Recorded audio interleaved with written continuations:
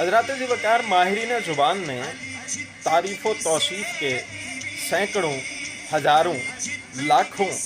کروڑوں، اربوں، خربوں لفظ تشکیل دیے ہیں، مگر جہاں جا کر سب کی تان بان ٹوٹتی ہے، جہاں جا کر سب کی نوک پلک سنورتی ہے، وہاں نام علی تحریر ہوتا ہے۔ علی کے مرتبے کو سمجھنے کے لیے صرف یہ ایک حدیث ہی کافی ہے، انا مدینۃ العلم و علی بابھا، میں علم کا شہر ہوں اور علی اس کا دروازہ ہے۔ حضرات ذی وقار، اب علی کے مرتبے کو سمجھنے کے لیے اس بات کو ذہن میں رکھنا ضروری ہے کہ شہر میں تب داخل ہوا جا سکتا ہے جب دروازہ کھلا ہو، اگر دروازہ بند ہو تو شہر میں داخل نہیں ہوا جا سکتا۔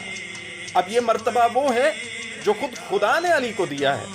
وگرنہ فقر کے بادشاہ حضرت علی نے تو ساری زندگی مٹی پر بیٹھ کر گزاری ہے۔ حضرات ذی وقار، علی نے ساری زندگی میں کبھی سورج کو پانے کی تمنا نہیں کی، کبھی چاند کو چھونے کی تمنا نہیں کی، ستاروں کو حاصل کرنے کی تمنا نہیں کی، کبھی بلندی پر جانے کی خواہش نہیں کی۔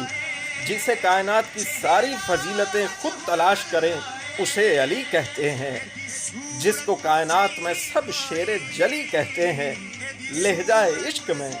ولیوں کا ولی کہتے ہیں، جس کو ڈوبا ہوا سورج بھی پلٹ کر دیکھے ہم اسے اپنے عقیدے میں علی کہتے ہیں۔